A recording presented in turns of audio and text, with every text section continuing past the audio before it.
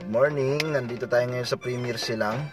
Today is October 7, 2024. Anniversary namin bilang mag-boyfriend-girlfriend ng aking asawa. Sa ngayon, 7 taon na kami. Nag-iisip ako kung paano ko siya isusurprise. Actually, ang alam niya ngayong araw is may pasok ako. Sabi ko lang sa kanya magpapalit na lang ako para maihatid ko siya sa trabaho.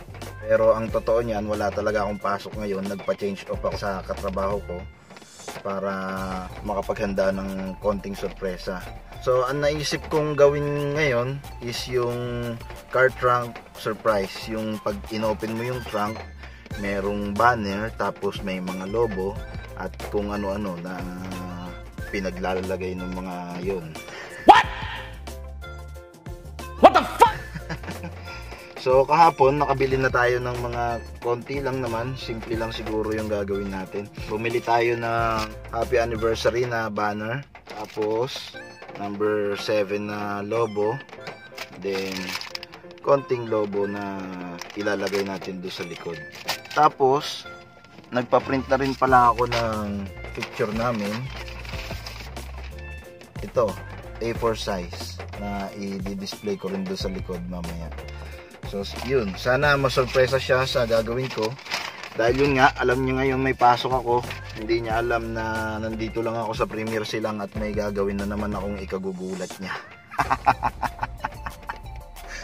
Simulan na natin dahil medyo may hinahabol din akong oras. Tara!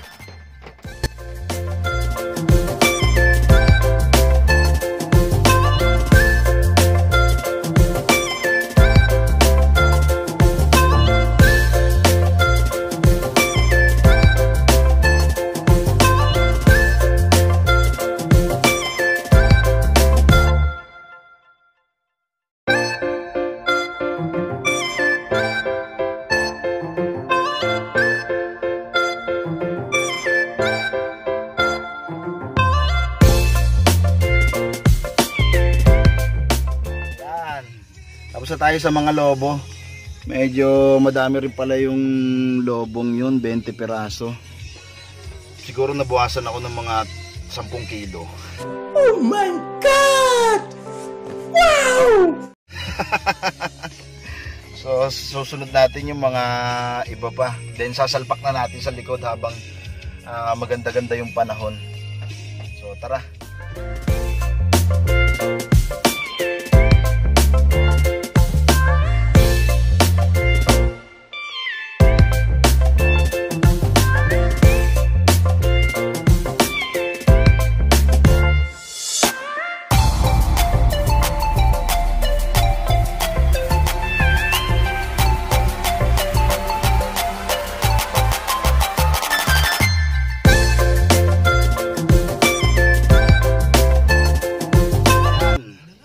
Dito na ako sa Toyota Silang. Bali, susurpresahin na natin siya. A few moments later. Naibigay na natin ang ating sorpresa at naipakita na natin ang ating car trunk surprise. Sana natuwa siya.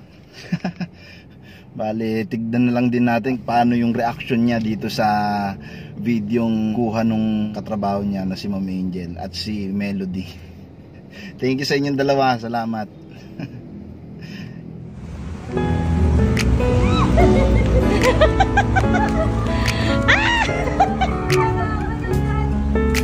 Ay, gamay. Umalis ka dyan. Ay, umalis ako. 햇살이 너무 좋았어. 그냥 모두 좋았어. 널 만나서 모든 게 다 잠에서 깨어나서 휴대폰을 먼저 보게 잠만이 변했다는가.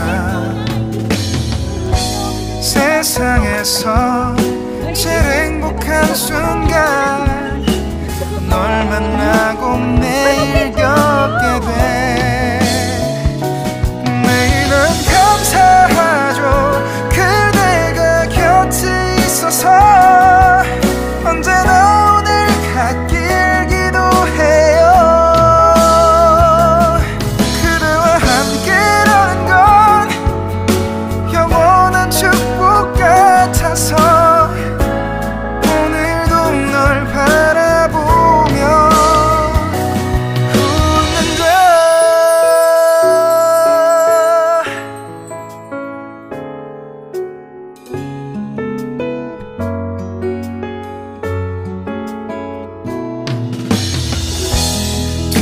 저리는 가슴이 좋은 길